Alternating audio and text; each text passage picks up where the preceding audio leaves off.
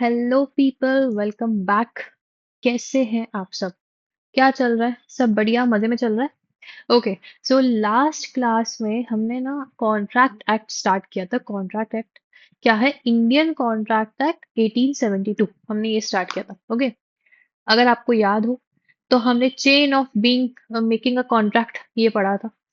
क्या ये सब याद है आपको? क्या याद है कि भूल गए? क्या तुम्हें याद है? ओके।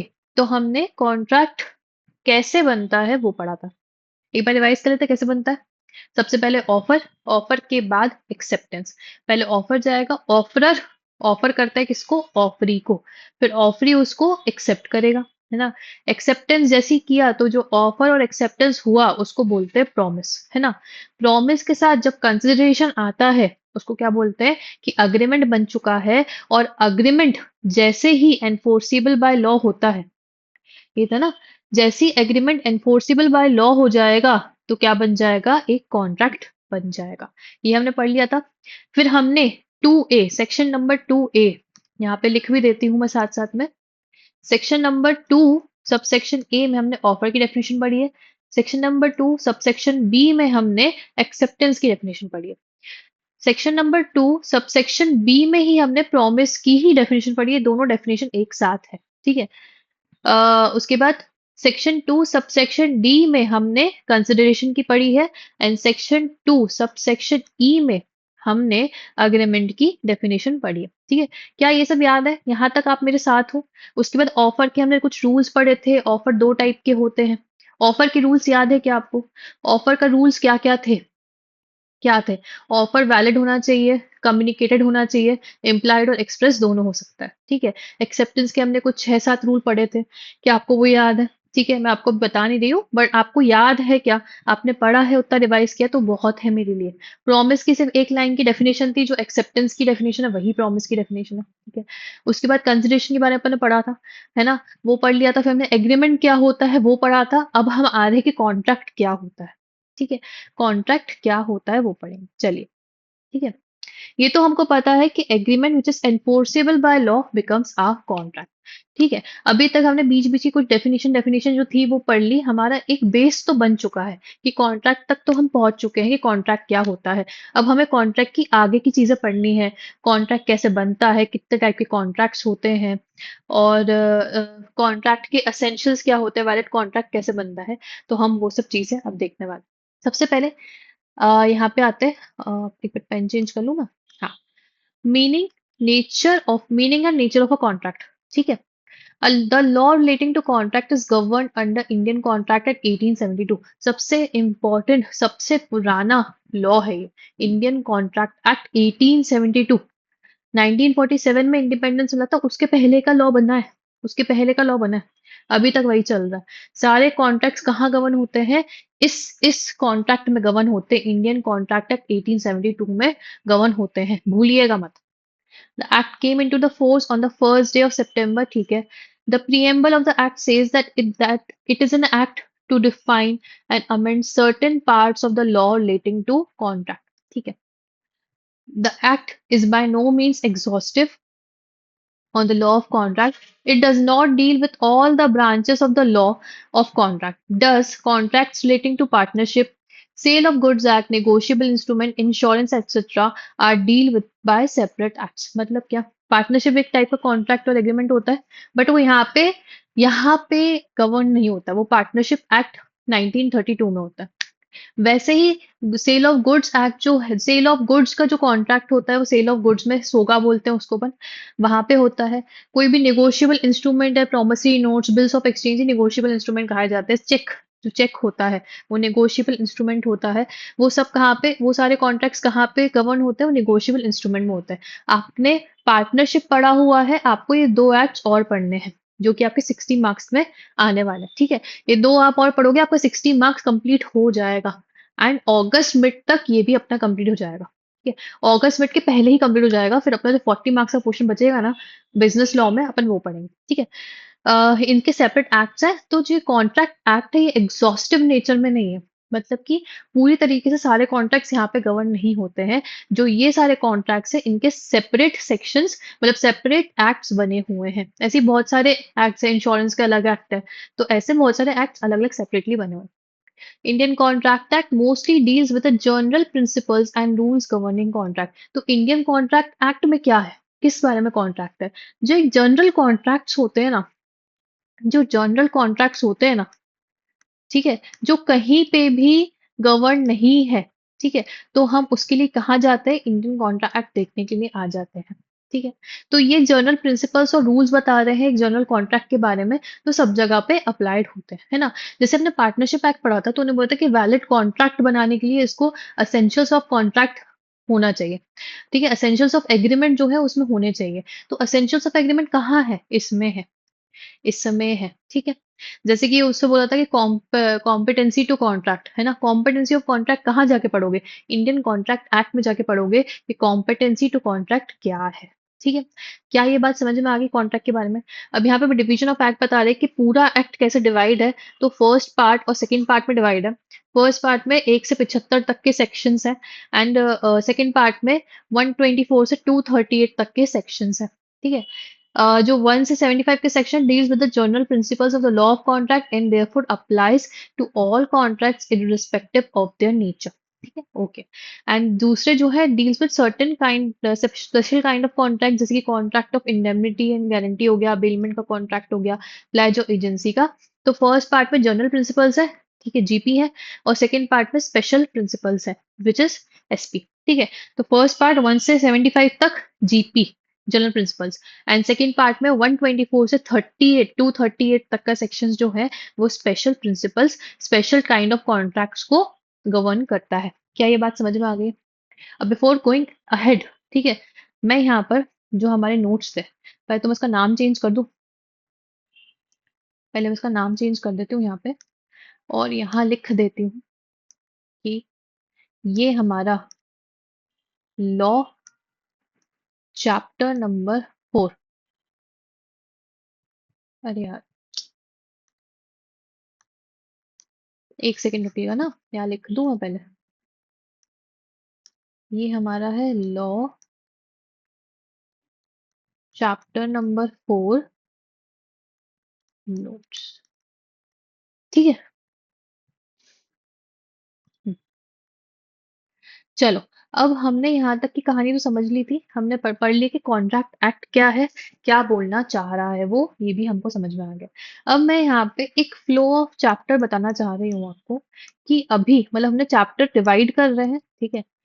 तो अभी ना कुछ फ्लो मैं आपको बता देना चाह रही हूँ कि इस क्लास में आपको मैं क्या क्या पढ़ाने वाली हूँ। फिर हम एक एक करके टिक करते जाएंगे। उससे क्या है, एक सेंस ऑफ अचीवमेंट आता है। जब भी आप है ना, जब भी आपको लगे कि यार मुझसे पढ़ाई नहीं हो पा रही है, या मुझसे है ना अभी बैठते नहीं बनना मुझसे पढ़ने के लिए, तो क्या किया करो, सबसे बेस्ट है कि ऐसे है ना टिक बॉक्सेस बनाओ, ठीक है। टिक बॉक्सेस बनाओ, जो भी आपके टॉपिक्स है एक्स वाई जेड टॉपिक्स लिखो, और जब वो टॉपिक कंप्लीट, छोटे छोटे टॉपिक्स बनाओ, ठीक है, छोटे छोटे टॉपिक्स कंप्लीट हो जाए, टिक मारते जाओ। इतना सेंस ऑफ अचीवमेंट आता है ना। मैं ना एक एप्लीकेशन यूज करती थी, उस एप्लीकेशन का नाम, एक सेकेंड ना मैं नाम ढूंढती हूँ, उसका नाम क्या है। वो एप्लीकेशन में यूज करती थी, माइक्रोसॉफ्ट की एप्लीकेशन है, ठीक है। उसको मैं यूज करती थी जब मैं पढ़ रही थी। माइक्रोसॉफ्ट, क्या था यार, वो क्या था,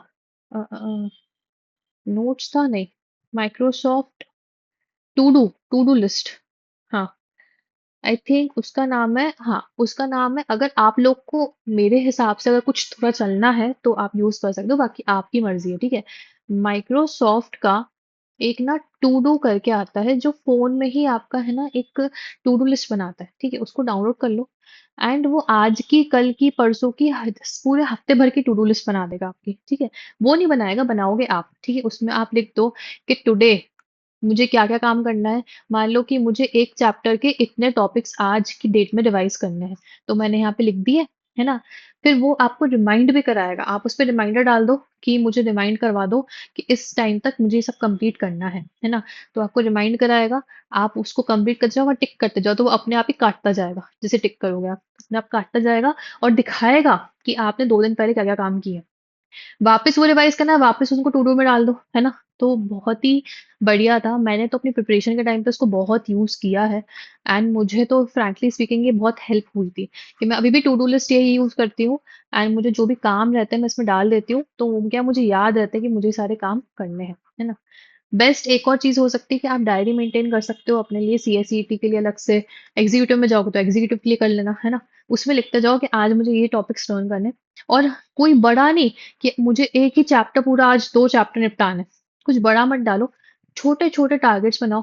छोटे-छोटे टारगेट जैसे ही अचीव करोगे ना, जैसे ही आप अचीव करोगे ना, इतना मज़ा आएगा आपको, इतना सेंस ऑफ अचीवमेंट मिलेगा ना कि मज़ा आ जाएगा। ठीक है? चलो। तो अब मैं आपको फ्लो ऑफ चैप्टर बताने वाली हूँ यहाँ पे, जो हम आज करके, ठीक है, डन करेंगे, ठीक है? तो जो हमारा अभी का 1 से पेज नंबर 1 से पेज नंबर 8 तक के ये सारे टॉपिक्स हैं, जो हम आज कंप्लीट करेंगे, ठीक? अभी इस वाली क्लास में कंप्लीट करेंगे, ओके? चलो, तो पहला है meaning and nature of contract, ठीक है? Meaning and nature of contract. इसमें से बहुत कुछ अपन ने कंप्लीट कर लिया है और जो बचा हुआ है उसको अपन कंप्लीट करेंगे, ठीक है? फिर आता है essential elements of contract, of a contract, ठीक है? essential elements of a contract। इसी तरीके से इंडेक्स मैपिंग भी होती है, इसी तरीके से इंडेक्स मैपिंग होती है।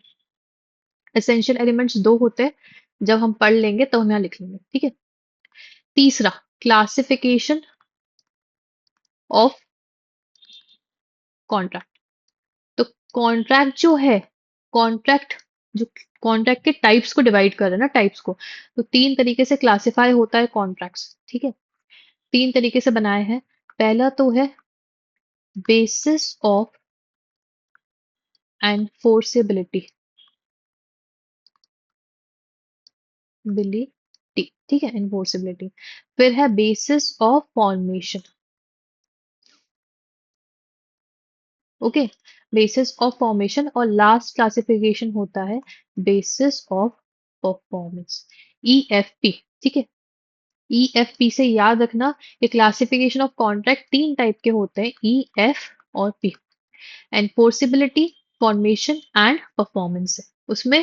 फिर बेसिस ऑफ एनफोर्सिबिलिटी में हमारे पास 6 टाइप के कॉन्ट्रैक्ट्स आ रहे हैं, ठीक है? परफॉर्मेशन में 3 टाइप के कॉन्ट्रैक्ट्स आ रहे हैं, परफॉर्मेंस में सिर्फ 2 टाइप के कॉन्ट्रैक्ट्स हैं। ये हमको पढ़ने हैं, ठीक है? उसके बाद आता है हमारा मेन सेक्शन नंबर 10 आएगा इंडियन कॉन्ट्रैक्ट का, which is talking about essential elements of valid contract, ठीक है? Essential elements of a valid contract. किस कॉन्ट्रैक्ट को आप वैलिड कॉन्ट्रैक्ट बोलोगे? अच्छा, ये वाला जो है टॉपिक, फोर्थ नंबर और सेकंड नंबर में कंफ्यूज मत होना। ये सिर्फ essential elements of a contract बता रहा है। जब कॉन्ट्रैक्ट तो सारे कॉन्ट्रैक्ट्स हैं, कोई इनवैलिड कॉन्ट्रैक्ट भी कॉन्ट्रैक्ट ही कहलाता है, ठीक है? बट कॉन्ट्रैक्ट में और वैलिड कॉन्ट्रैक्ट में क्या डिफरेंस क्रिएट हो रहा है, वो इन असेंशियल एलिमेंट की वजह से होता है, वो सेक्शन 10 बताता है आपको, ठीक है? 5वें नंबर पे अपन बात करेंगे। अच्छा, essential elements of valid contract 12 है ना? और यहाँ पे सिर्फ दो ही है कॉन्ट्रैक्ट बनाने के लिए, ठीक है? उसके बाद अपनी बात होती है ऑफर एंड एक्सेप्टेंस की। ऑफर, प्रपोजल की, उसके रूल्स अपन क्या पढ़े थे? रूल्स पढ़े थे उसके अपन। और अपन ने उसके पढ़े थे टाइप्स। टाइप्स 2 टाइप के थे, जनरल एंड स्पेशल, है ना? सिक्स्थ हमने पढ़ा था एक्सेप्टेंस। एक्सेप्टेंस के साथ हमने उसके रूल्स भी पढ़े थे। सेवेंथ हम पढ़ रहे थे एक्सेप्टेंस के बाद intentions, intention to create a legal contract, ठीक है? Intention to create a legal contract. 8वें नंबर पे आता है आपका कंसिडरेशन। ये सब टॉपिक का फ्लो है जो हमारे मॉड्यूल का दिया हुआ है ना, ठीक है? ये मैं अलग से नहीं बना रही हूँ। जो टॉपिक का फ्लो मॉड्यूल में है वो है, मैंने आपको अलग फ्लो से पढ़ाया हुआ, ठीक है? 9th नंबर पे आता है आपका लॉफुल ऑब्जेक्ट एंड कंसिडरेशन, ठीक है? इनमें से कुछ चीजें, इनमें से कुछ टॉपिक्स जो हैं हम कंप्लीट कर चुके हैं, तो एक एक करके हमने जो कंप्लीट कर लिया वो देख लेते हैं। पहला वाला अभी मैंने आपको पढ़ाया, तो meaning and nature of contract समझ में आ गया, ओके। उसके बाद हमने ऑफर पढ़ लिया है, हमने एक्सेप्टेंस पढ़ लिया, हमने कंसिडरेशन पढ़ लिया है। ये 3 चीज़ें हमने कंप्लीट कर ली है। ठीक है? 4 चीज़ें। अब हमको बीच-बीच की जो चीज़ें ना ये थोड़ी-सी बड़ी हैं। बट बट जल्दी कंप्लीट हो जाएँगी, क्योंकि हमने एक बेस क्लियर अपना बेस बना लिया है पढ़ने का कि हमको कॉन्ट्रैक्ट एक्ट कैसे पढ़ना है, हमें कॉन्ट्रैक्ट पता है क्या है, अब हम फटाफट इन सब चीज़ों को कंप्लीट कर सकते हैं। ठीक है? तो हम जो बीच की चीज़ें वी विल ट्राई कि हम इस सेक्शन 10 तक जो 4th पॉइंट है यहाँ तक तो कंप्लीट कर लें। यहाँ तक एक बार कंप्लीट हो गया तो ये 2 जो चीज़ें हैं ना, ये 2 intentions to create a legal contract and lawful object in consideration, ये बहुत छोटे-छोटे टॉपिक्स हैं, फटाफट कंप्लीट हो जाएँगे, फटाफट कंप्लीट हो जाएँगे, ठीक है? तो चलो अपन स्टार्ट करते हैं essential elements of a contract. Now before going to the हमारी बुक, ठीक है, जो हमारी मॉड्यूल नोट्स है, उधर पे जाने से पहले यही मैं आपको बताती हूँ कि 2 एसेंशियल्स क्या हैं और दोनों एसेंशियल्स में आप एग्री करोगे कि हाँ, इस यही कॉन्ट्रैक्ट बना रहे हैं। सबसे पहले चेन ऑफ कॉन्ट्रैक्ट पे जाओ। हमारा चेन ऑफ कॉन्ट्रैक्ट में क्या था? हमने पहले ऑफर दिया, एक्सेप्टेंस हुई, एक प्रॉमिस बन गया, उसके साथ कंसिडरेशन जुड़ा, तो क्या बना? एग्रीमेंट। और ऐसे agreement which is enforceable by law क्या बना रहे हैं? कॉन्ट्रैक्ट बना रहे हैं। तो इन्हीं में से दो हैं essentials to create a contract.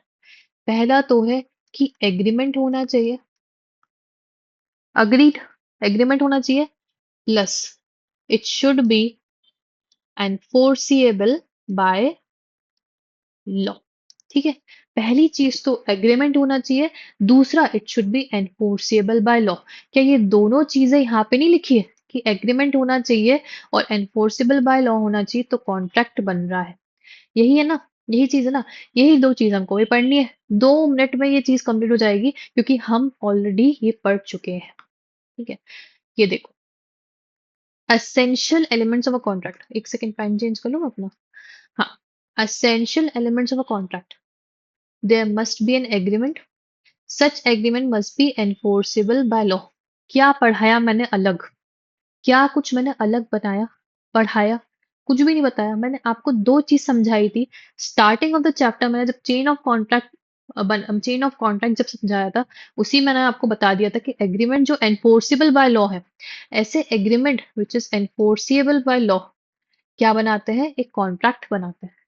वो वैलिड कॉन्ट्रैक्ट नहीं बना रहे, बट वो एक कॉन्ट्रैक्ट तो बना रहे हैं। ठीक है? To be enforceable, an agreement must be coupled with an obligation। Enforceable by law का मतलब है कि लॉ ने कुछ obligations डाली है, कि law has made certain obligations to perform the contract। कि लॉ ने कुछ ऑब्लिगेशंस डाली हैं, that is why it is enforceable law. अगर ऐसे एग्रीमेंट्स हुए जैसे कि हस्बैंड एंड वाइफ के बीच में जो एग्रीमेंट्स होते हैं, यार आपको पीछे से कोई डिस्टरबेंस तो नहीं हो रही है ना? पीछे से कोई डिस्टरबेंस हो रही है क्या? ओके, आई थिंक नहीं हो रही है ना? यस। चलो वापस जाते हैं अपने क्लास पे। ओके, क्योंकि मेरे को लगा कि पीछे से थोड़ी सी हो सकता है कि आपको डिस्टरबेंस हो रहा हो। 1 मिनट रुकिएगा।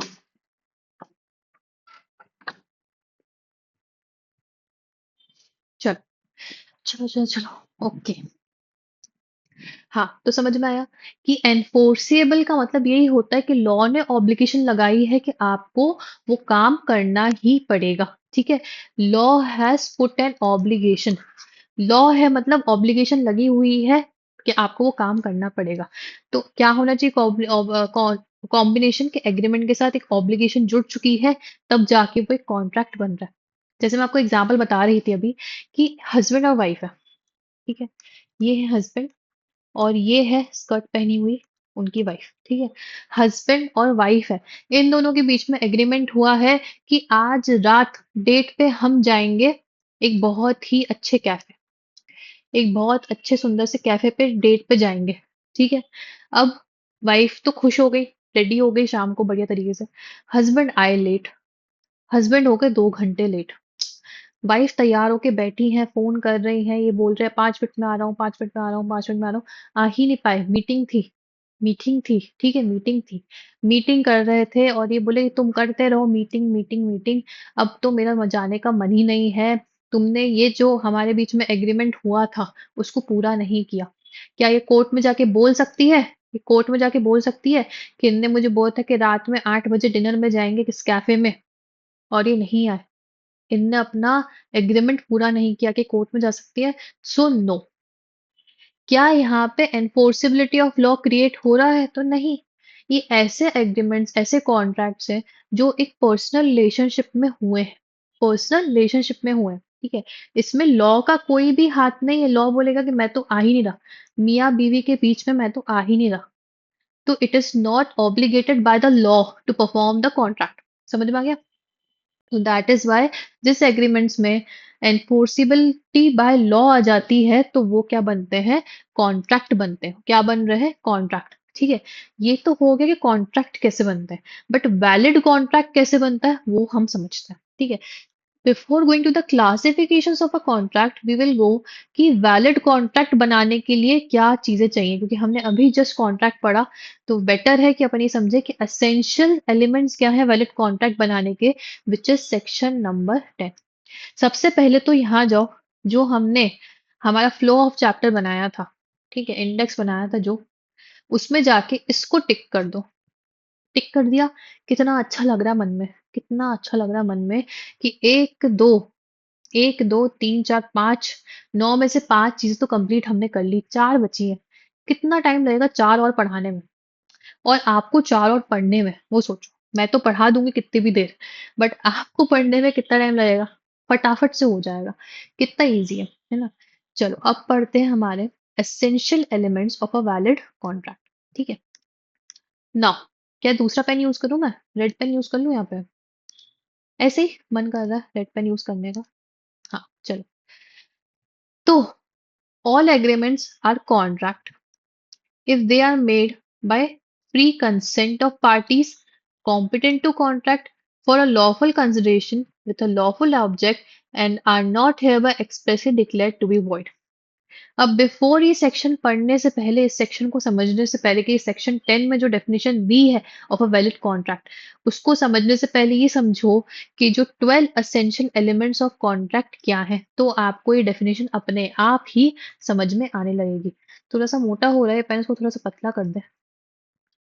चलो, सबसे पहली चीज, आपने पार्टनरशिप एक्ट पढ़ा था। क्या पढ़ा था उसमें? कि दो पार्टीज होनी चाहिए तब जाके कॉन्ट्रैक्ट क्रिएट होता है। क्या मैं खुद के साथ ही कॉन्ट्रैक्ट कर सकती हूँ अकेले बैठ के? और मैं क्या कोर्ट में जाके बोल सकती हूँ कि मैंने ही मेरे कॉन्ट्रैक्ट को तोड़ दिया, अब क्या करें? क्या करें? It is stupid. ठीक है, it is vague, it is very stupid thing to do, है ना? तो दो पार्टीज तो होनी चाहिए कॉन्ट्रैक्ट करने के लिए। तो क्या होनी चाहिए? दो पार्टीज होनी चाहिए। दो लोगों को यहाँ बना दो। जिंदगी भर याद रखें कि दो पार्टीज तो होनी चाहिए मिनिमम लेवल पे। दो से ज्यादा भी हो सकती है, 10 हो सकती है, 20 हो सकती है। ठीक है, but two parties minimum, parties दो तो होनी चाहिए, एसेंशियल एलिमेंट है। दूसरा, एक अग्रीमेंट होना चाहिए। ऑलरेडी हम पढ़ के आए हैं कि कॉन्ट्रैक्ट बनाने के लिए एग्रीमेंट होना चाहिए, और यस, एग्रीमेंट होना चाहिए। ठीक है, तो ऑफर के साथ एक्सेप्टेंस जुड़ता है तो प्रॉमिस बनता है, प्रॉमिस के साथ कंसिडरेशन जुड़ता है, कंसिडरेशन भी यहाँ पे लिखा हुआ है, ये रहा। ठीक है, एग्रीमेंट है, कंसिडरेशन है। ठीक है, एग्रीमेंट के साथ कंसिडरेशन बना तो क्या बन रहा है? Contract which is enforceable by law. यहाँ पे एनफोर्सिबिलिटी की भी है क्योंकि यहाँ पे लीगल फॉर्मेलिटीज भी हैं। ठीक है, which is enforceable by law, तो वो क्या बन गया? कॉन्ट्रैक्ट। ठीक है, तो तीन चीज तो हमने यहाँ पढ़ ली, एग्रीमेंट भी है, कंसिडरेशन भी है, और लीगल फॉर्मेलिटीज भी हैं उस कॉन्ट्रैक्ट में, तो that is a valid contract. ठीक है, अच्छा ये सारे एसेंशियल्स होने चाहिए कॉन्ट्रैक्ट में। ठीक है, सारे एसेंशियल्स होना चाहिए टू कॉन्स्टिट्यूट अ कॉन्ट्रैक्ट। यहाँ पे लिखा है कि section 10 and section 2B reveals that an agreement must have certain essential elements to constitute a contract the 12 essential elements are. एक भी नहीं होगा ना तो कॉन्ट्रैक्ट वैलिड नहीं माना जाएगा। ठीक है, उसके बाद आती है कंसेंट। कंसेंट को अपन लैटिन भाषा में बोलते हैं consensus ad idem. Consensus ad idem. ठीक है, क्या बोल रहे हैं? Consensus ad idem. बताओ, आप इंग्लिश हिंदी पढ़ने के साथ साथ लैटिन भाषा भी सीख रहे हो लॉ में। लैटिन भाषा भी सीख रहे हो। अभी हमने एक चीज पढ़ी थी कंसिडरेशन में, अगर आपको याद हो, उसको बोल रहे थे अपन क्विड प्रो क्यो। क्या मतलब था इसका? Something in return. समझ में आ रहा है? मैं आपको रिवाइज भी करा रही हूँ, जो अपन ने लास्ट क्लास से पढ़ा था, अभी रिवाइज करते जाओ। क्विट प्रो क्यो का मतलब क्या है? Something in return. बोलो क्विट प्रो क्यो। बोलो, वहां बैठ के चिल्लाओ, जहां बैठे हो वहां बैठ के चिल्लाओ। Quid pro quo something in return. Quid pro quo something in return. Consideration के लिए बोला जाता है। कंसेंसस एंड इनम मतलब कंसेंट होनी चाहिए, कंसेंट। और कौन सी कंसेंट होनी चाहिए? It should be free consent. किसी के दबाव में, किसी के भड़कावे में, ठीक है, किसी ने मिस्टेकनली आपसे कंसेंट ले ली है ना, किसी ने मिस रिप्रेजेंट करके आपसे कंसेंट ले ली, तो ऐसी कंसेंट नहीं मानी जाएगी। कौन सी कंसेंट मानी जाएगी? कि फ्रीली आपने कंसेंट दी है। यहाँ लिखा है फ्री कंसेंट। ठीक है, कंसेंट होना चाहिए और फ्री कंसेंट होना चाहिए। ठीक है, कंसेंट भी हो बट फ्री कंसेंट हो, तब जाके वो क्या बनता है? एक कॉन्ट्रैक्ट वैलिड बनता है। ठीक है, समझ में आया? फिर आता है intention to create a legal relationship. यहाँ भी पढ़ोगे, और एक टॉपिक भी है आपका अलग से, intention to create legal relationship, जो थोड़ा सा ब्रॉड तरीके से दिया है, थोड़ा सा, ज्यादा भी नहीं। तो आपका इंटेंशन होना चाहिए कि आप एक लीगल रिलेशनशिप क्रिएट करना चाहते हो। जैसे कि यहाँ ऊपर मैंने आपको एक एग्जाम्पल हस्बैंड वाइफ का दिखाया था ना, क्या उन दोनों ने जो डेट नाइट के बारे में बात की थी, इनकी जो डेट के बारे में यहाँ पे बात हो रही थी, क्या वो एक लीगल रिलेशनशिप क्रिएट करना चाह रहे थे? नहीं, ऑब्वियसली नहीं। वो एक पर्सनल रिलेशनशिप था उनका, उन्हें पर्सनल तरीके से एग्रीमेंट किया था कि हम रात में डेट पे जाएंगे, है ना। So that was a personal relationship, that was not creating a legal relationship in their agreement, right? Right. तो यहाँ पे इंटेंशन होना चाहिए कि आप लीगल रिलेशनशिप क्रिएट करना चाह रहे हो। क्या? लीगल रिलेशनशिप क्रिएट करना चाह रहे हो, और आप में कॉन्ट्रैक्ट करने की कैपेसिटी होनी चाहिए। इसको बोलते हैं capacity to contract.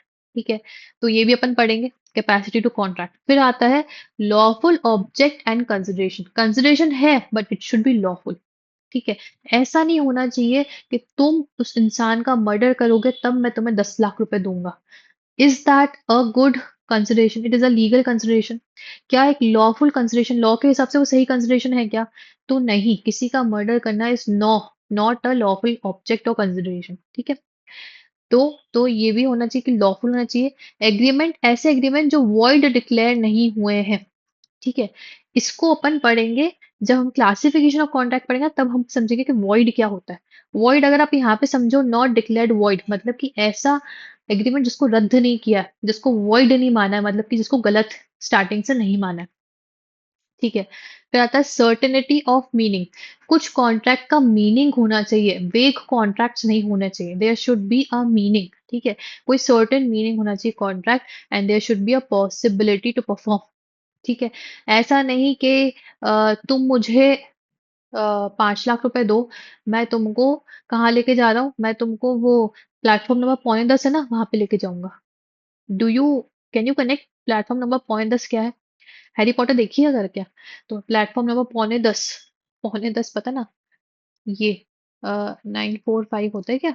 10 I think यही होता है, ऐसा कुछ होता है, या 3/4 होता है, 3/4 होता है शायद, है ना।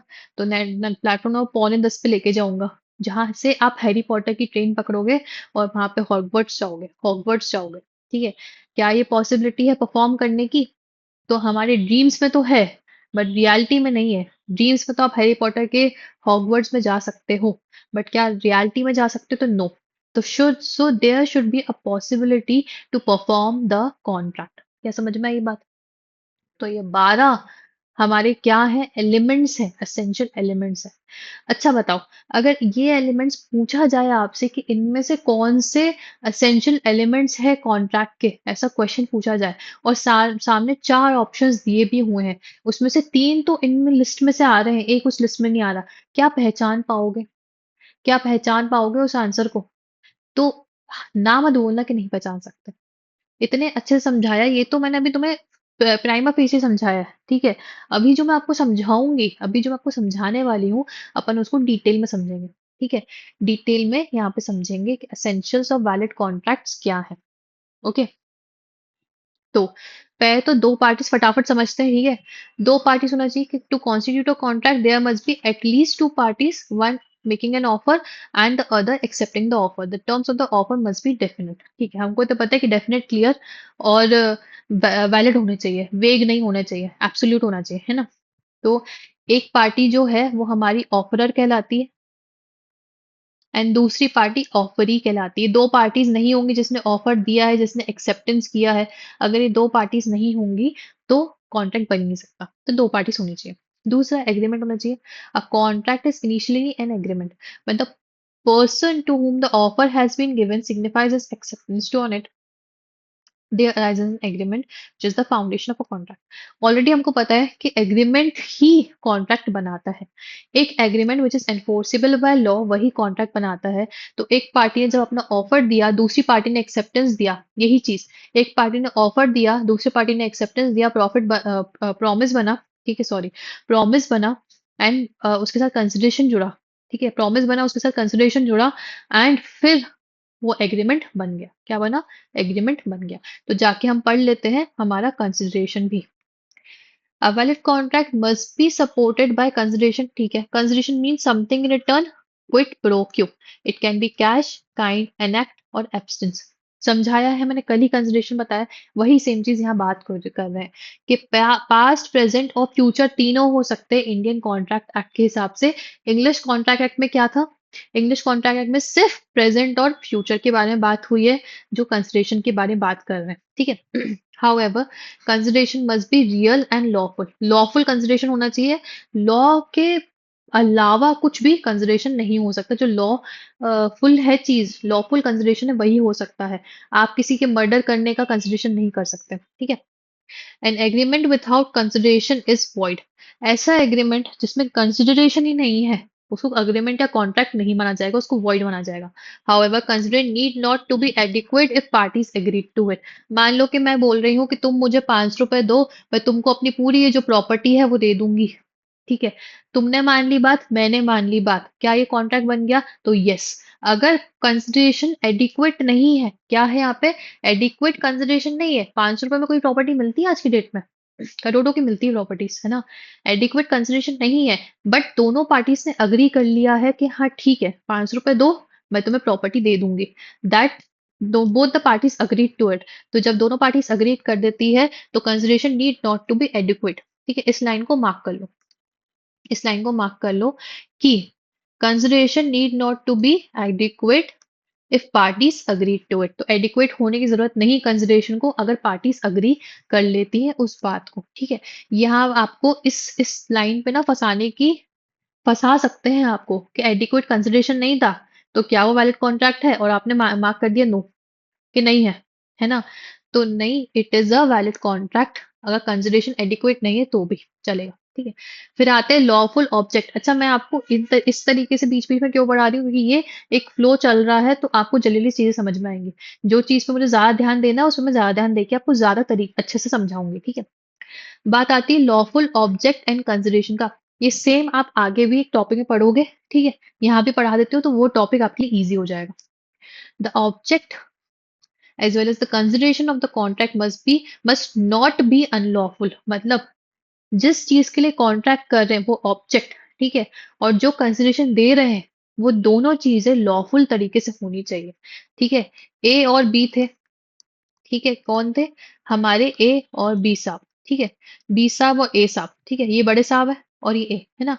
तो सी बोलते हैं कि सी ए, ए बोलता है बी को कि मैं तुम्हें 10 लाख रुपए दूंगा, तुम्हें सी का मर्डर करना है। क्या करना है? सी का मर्डर करना है। क्या है? सी को परफॉर्म करना है, एक एक्ट क्या है? सी का मर्डर करना। तो ए उसको क्या करेगा? कितना पैसा देगा? 10 लाख रुपए देगा। क्या ये ऑब्जेक्ट जो है, क्या ये ऑब्जेक्ट जो है लॉफुल है? तो नहीं, ये लॉफुल ऑब्जेक्ट नहीं है। किसी का मर्डर करना is not an lawful object. और बी कंसिडरेशन में क्या दे रहा है कि मर्डर करके दे रहा है, क्या वो कंसिडरेशन लॉफुल है? तो वो कंसिडरेशन भी लॉफुल नहीं। तो लॉफुल ऑब्जेक्ट और कंसिडरेशन दोनों लॉफुल होने चाहिए, नहीं तो वैलिड कॉन्ट्रैक्ट नहीं होगा। सेक्शन 23 कह रहा है कि consideration object of an agreement is unlawful if it is forbidden by law.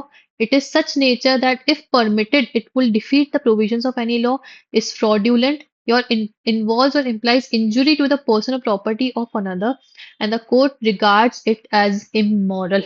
ठीक है।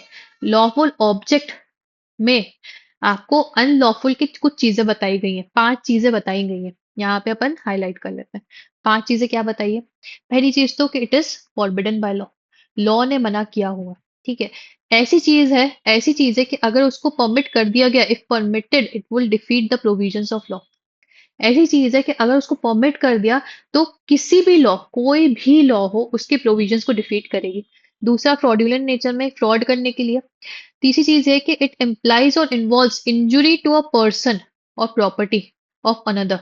मतलब क्या कि दूसरे पर्सन को या दूसरे पर्सन की प्रॉपर्टी को या कोई और प्रॉपर्टी को इंजुरी पहुंच सकती है, डैमेज पहुंच सकता है, तो वो भी अनलॉफुल माना जाएगा। एंड तीसरी चीज कि court regard is it as immoral, court ने बोला है कि वो इमोरल एक्टिविटी है, वो मोरालिटी के खिलाफ है ना।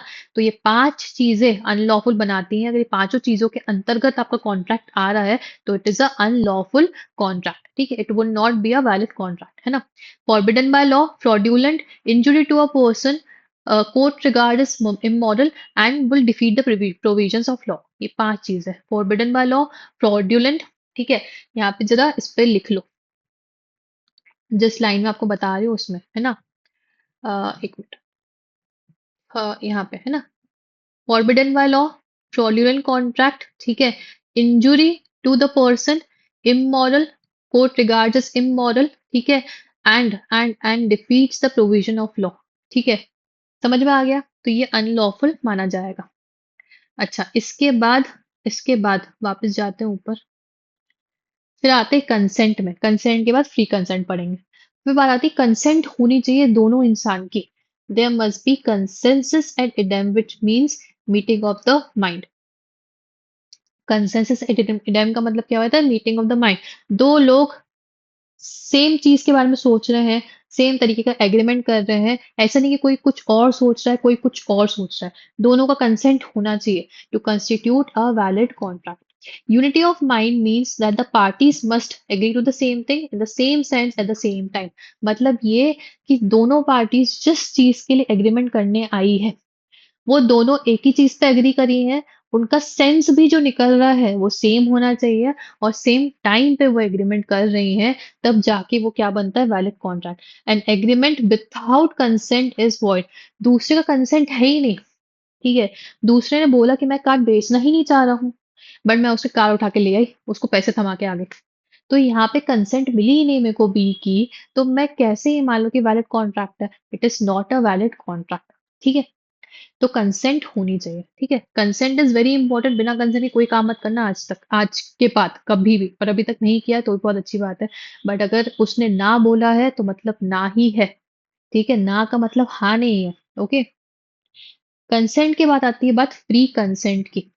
The parties are said to be in consent when they agree upon the same thing in the same sense. मतलब consensus in idem, meeting of the mind होना चाहिए। ठीक है, तब वो कंसेंट मानी जाती है।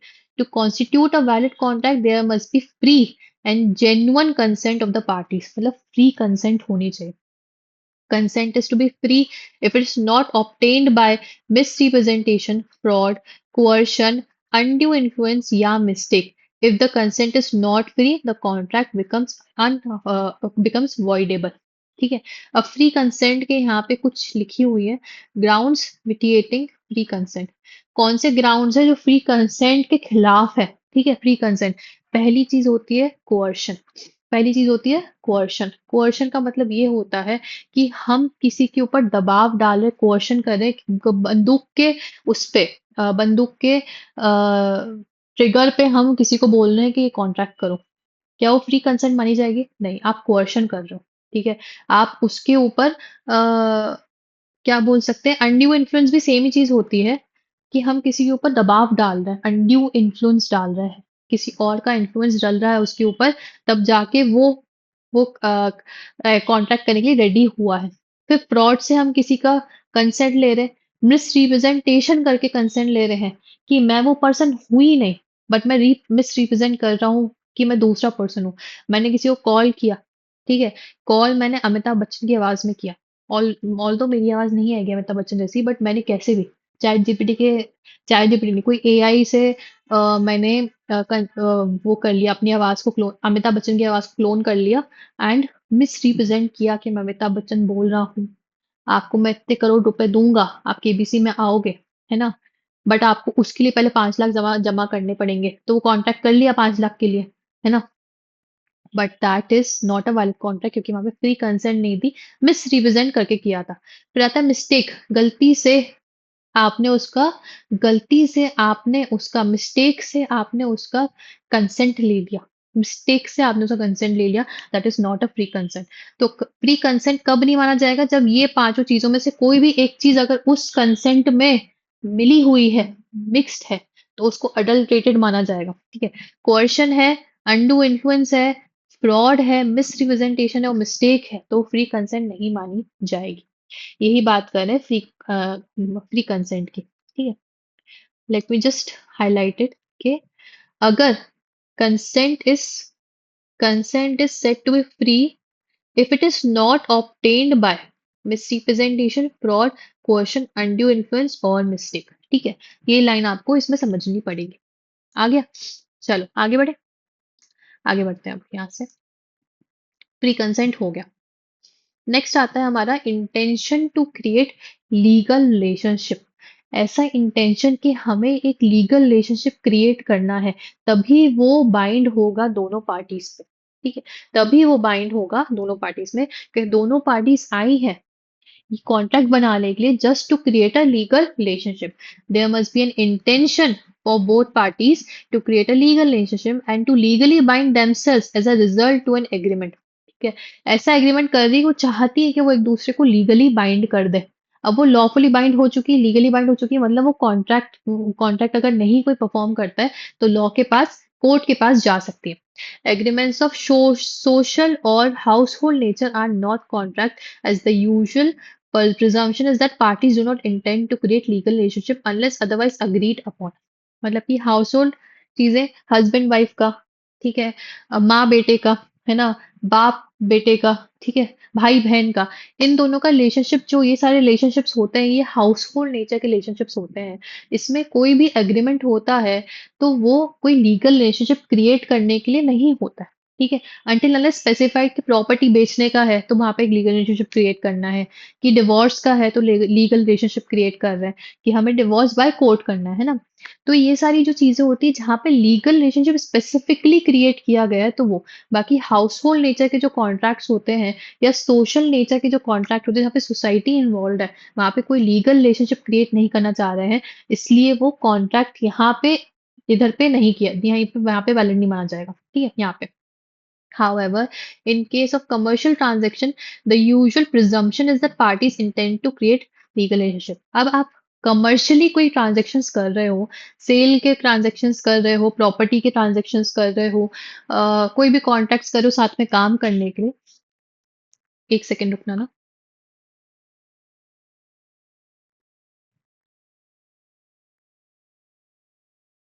1 मिनट। ओके, तो कहाँ थे हम? सॉरी, मैं तो ऐसे क्या, कॉल आ गया था, इसलिए मैं थोड़ा सा बिजी हो गई थी, है ना। चलो आगे बढ़ते हैं। कहाँ पे? Intentions to create legal relationship समझ लिया अपन, कि एक लीगल रिलेशनशिप क्रिएट करना बहुत इंपॉर्टेंट है। अब आती है दूसरी बात, कॉन्ट्रैक्चुअल कैपेसिटी की, जिसको अपन क्या बोलते हैं सेक्शन 11 को? Capacity to contract. पहले मैं यही समझाती थी कि कैपेसिटी और कॉन्ट्रैक्ट में 3 चीजें आती हैं। पहले तो कि मेजर इंसान होना चाहिए। मेजर कौन? मेजर कौन? आर्मी वाला मेजर नहीं, 18+। ठीक है, माइनर नहीं होना चाहिए, मेजर होना चाहिए। दूसरा, अनसाउंड माइंड का नहीं होना चाहिए। ठीक है, अनसाउंड मतलब कि पागल इंसान के साथ कॉन्ट्रैक्ट नहीं कर सकते, मेंटली चैलेंज इंसान के साथ आप कॉन्ट्रैक्ट नहीं कर सकते। तो साउंड माइंड का होना चाहिए। ठीक है, साउंड माइंड का होना चाहिए। और तीसरी चीज, he should not be disqualified by law. Disqualified by law क्या होते हैं? जो इंसॉल्वेंट लोग हो गए, वो डिस्क्वालिफाइड बाय लॉ हो गए। ऐसे इंसान जो गद्दार हैं, वो डिस्क्वालिफाइड बाय लॉ हो गए। मतलब कि ऐसे लोग लॉ ने डिस्क्वालिफाई करके रखा है कि इन लोगों के साथ कॉन्ट्रैक्ट नहीं कर सकते, बेकार लोग हैं ये लोग, इनके साथ कॉन्ट्रैक्ट मत करो, नहीं तो खत्म ही होगा, तुम्हारा कॉन्ट्रैक्ट वॉइड ही माना जाएगा। तो कैपेसिटी टू कॉन्ट्रैक्ट या कॉम्पिटेंट टू कॉन्ट्रैक्ट एक ही चीज होती है।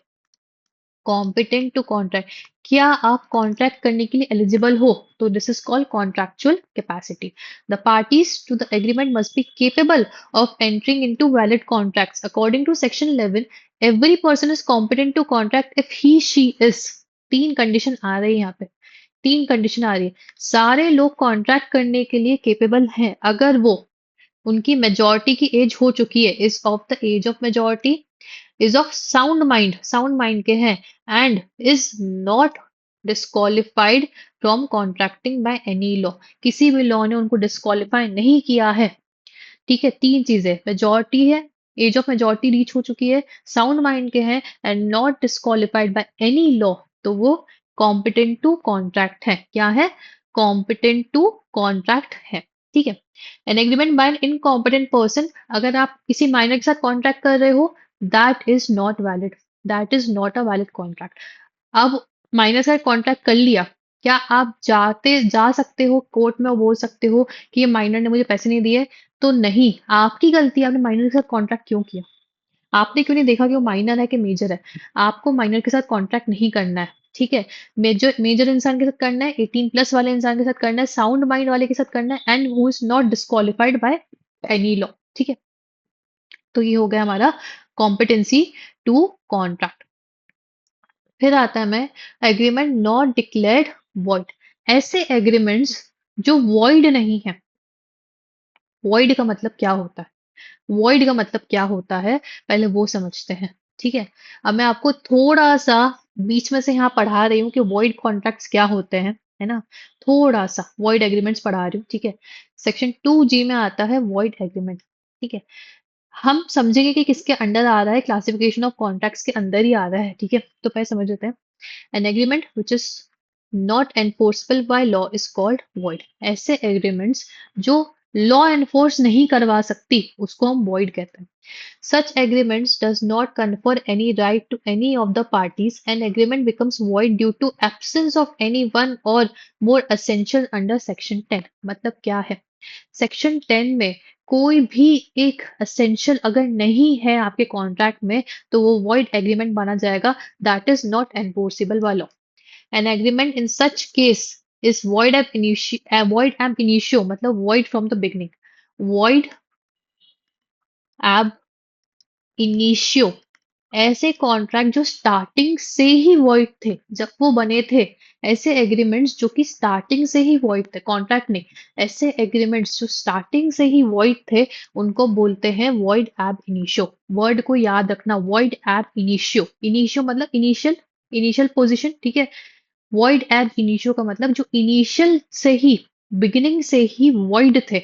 ठीक है, and can never be converted into contract. ऐसे कॉन्ट्रैक्ट्स को ऐसे एग्रीमेंट्स को कभी भी आप कॉन्ट्रैक्ट में नहीं बदल सकते। ठीक है, ऐसे एग्रीमेंट्स को जो वॉइड एब इनिशियो है, स्टार्टिंग से ही वॉइड थे, उनको आप कॉन्ट्रैक्ट नहीं बदल सकते। फॉर एग्जाम्पल, दो लोग हैं। ठीक है, एक माइनर है, एक मेजर इंसान है। ठीक है, मेजर इंसान ने माइनर इंसान के साथ कॉन्ट्रैक्ट कर लिया, एग्रीमेंट कर लिया, नॉट कॉन्ट्रैक्ट, एग्रीमेंट कर लिया। क्या माइनर के साथ एग्रीमेंट करा जा सकता है? पहली चीज, कर सकते हैं क्या? कर लिया, है ना, कर लिया। ठीक है, कर सकते हैं क्या?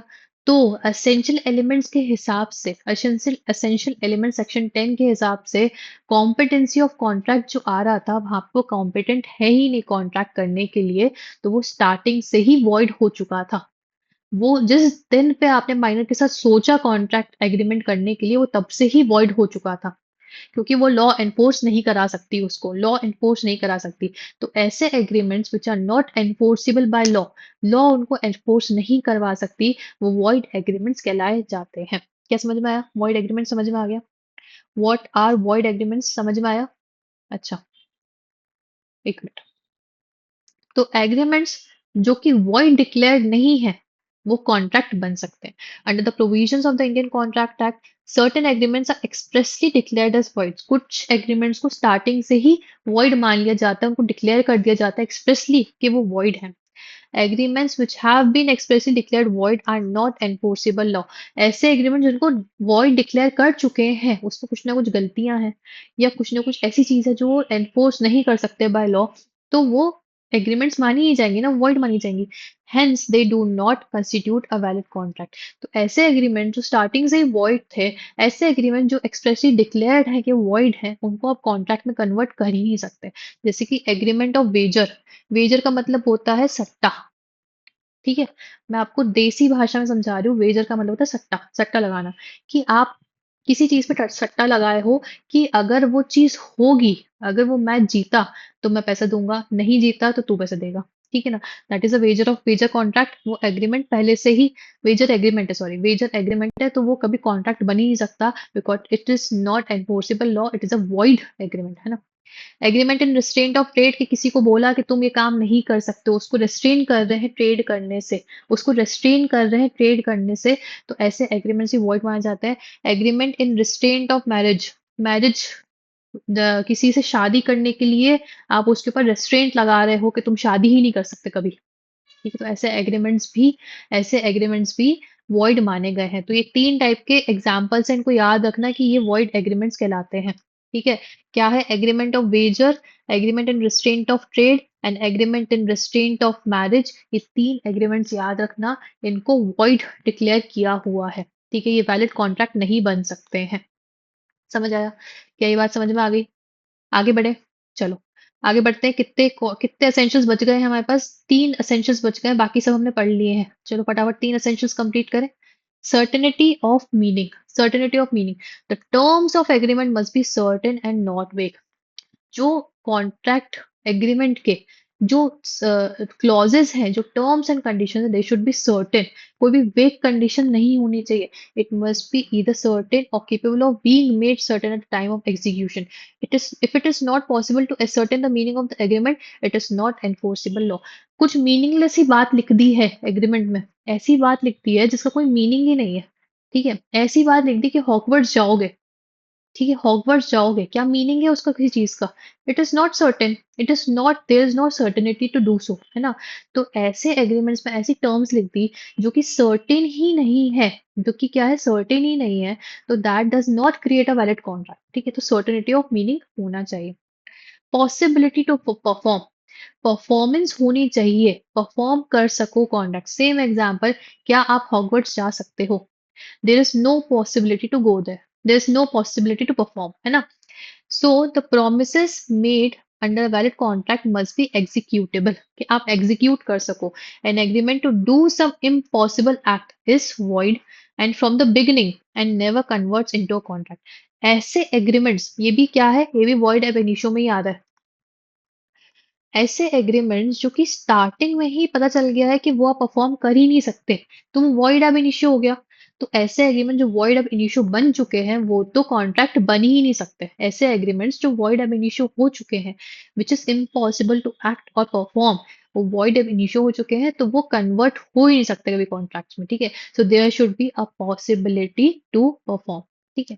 फिर आती legal formalities. Although the Indian contract act does not provide any specific formality to enter into contract, therefore contract may be express or implied, ठीक है? हमको दोनों तरीके से समझ में आया है कि कॉन्ट्रैक्ट एक्सप्रेस तरीके से भी हो सकता है, ओरल रिटन फॉर्म में, या बाय कंडक्ट इम्प्लाइड भी हो सकता है, क्योंकि इंडियन कॉन्ट्रैक्ट एक्ट में कोई स्पेसिफिक लीगल फॉर्मेलिटी नहीं दी है कि आपको कैसे कॉन्ट्रैक्ट में एंटर करना है।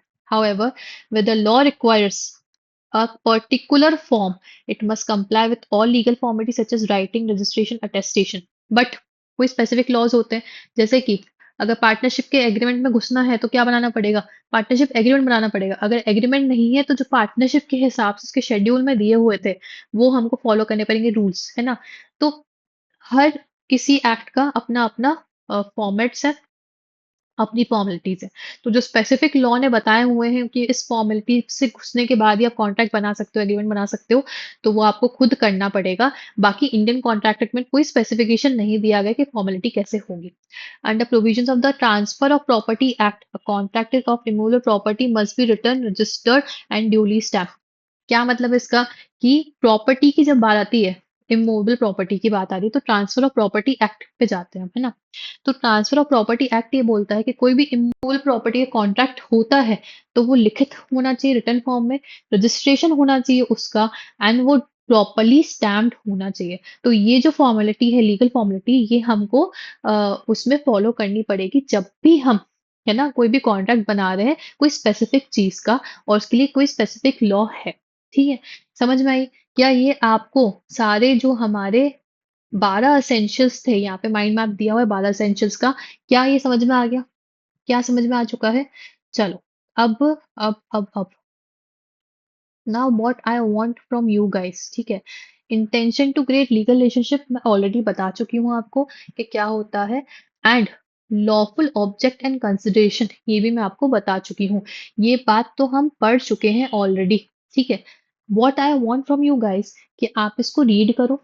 अगर इसमें से कुछ समझ में नहीं आ रहा है, इसमें से कुछ समझ में नहीं आ रहा है, तो मुझे बताना, कमेंट में डालना, मैं आपको समझा दूंगी अगली क्लास में, ठीक है, अगली क्लास में। बट व्हाट आई वांट कि आपको मैंने अभी तक जितना पढ़ाया है, जो बीच का क्लासिफिकेशन है उसको छोड़ के मैंने आपको 8वें पेज तक सब कुछ पढ़ा दिया है, ठीक है। तो वो सब आपको क्या करना है, क्या करना है, आपको वो सब चीजें एक बार खुद रीड करनी है, समझनी है, एंड अगर कुछ नहीं समझ में आए तो you have to ask me, है ना। बट आपको खुद रिवाइज करके रीड करना है, एक बार फर्स्ट रीडिंग बहुत अच्छे से कंप्लीट कर लो, ठीक है। चलो, यहाँ तक कि जो हमारा था वो खत्म हो गया। हाँ हाँ, एक चीज बोल रहा है, यहाँ जाके हमें टिक मार्क्स भी तो करने हैं, ठीक है।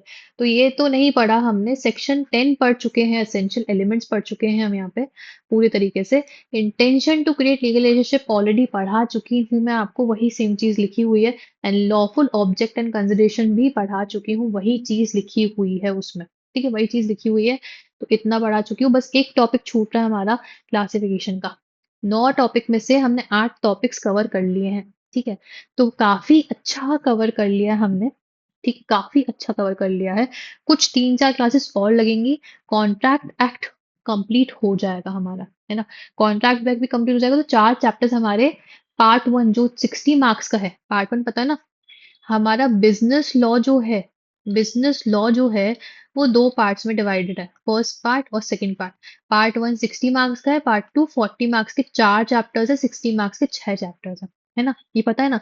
तो 60 मार्क्स में से 4 चैप्टर्स हो गए हैं, 2 चैप्टर्स और बचे हैं, वो फटाफट पढ़ेंगे, फिर इन 40 मार्क्स की लड़ लेंगे, है ना। 40 मार्क्स तो हमको 40 में से 40 चाहिए, एंड 60 मार्क्स में भी हम ट्राई करेंगे कि 60 में से हमारे 40 प्लस तो आने ही चाहिए। ऑब्जेक्टिव क्वेश्चन है, so I want you to score 80 plus in this, because बाकी सब में कहीं भी आप अगर चूक जाते हो थोड़ा सा भी, तो यहाँ से आप पार हो जाओगे, यहाँ से क्या हो जाओगे पार। एंड अभी आपने अगर रिजल्ट देखा होगा तो जून अटेम्प्ट में 68% ऑलमोस्ट, अप्रोक्स बता रही हूँ, 67 समथिंग समथिंग है, 64 या 67। तो शायद 60-68 के बीच में ही रिजल्ट आया है, मतलब 68, हर 100 में से 68 बच्चे पास हो रहे हैं। तो आप वो 68% में से आराम से आ सकते हो, आराम से आ सकते हो, ठीक है। What you have to do, you just have to understand the concept, you have to read, you have to revise, that's it, ठीक है। तो चलो, अब आपका जो मैंने आपको काम दिया है वो करिए, है ना, वो पढ़िए, ठीक है। मिलते हैं नेक्स्ट क्लास में, ऐसे ही अपन अपना लिस्ट बनाएंगे एंड इसी तरीके से आगे पढ़ेंगे फटाफट, ठीक है। चलो, मिलते हैं नेक्स्ट क्लास में, तब तक के लिए बाय बाय।